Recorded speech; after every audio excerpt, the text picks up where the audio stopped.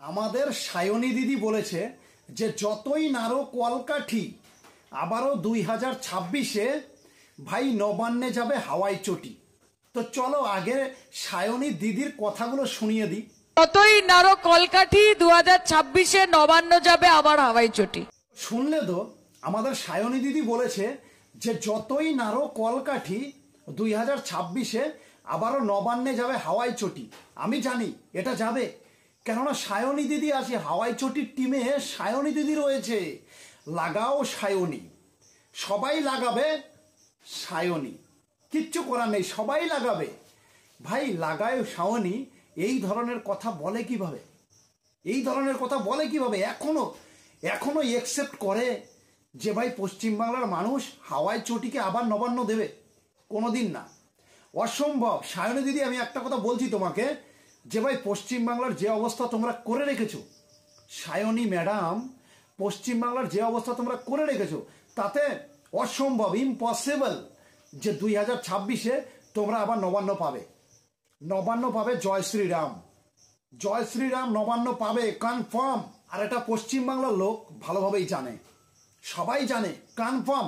এটা সায়নী দিদিও বুঝতে পেরেছে, এটা মমতা ব্যানার্জিও বুঝতে পেরেছে যে ভাই আমাদের দ্বারা নবান্ন যাওয়া সম্ভব হবে না, নবান্ন জয় শ্রীরামই যাবে।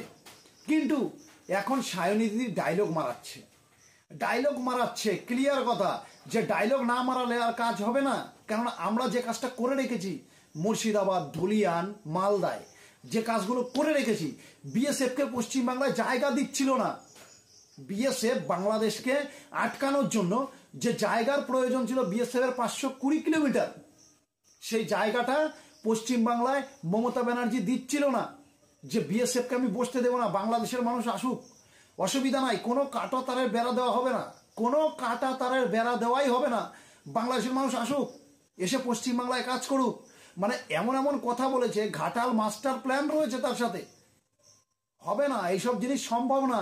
ভালোভাবেই জানে জয় শ্রীরাম 2026-এ আসছে এবং আসবে।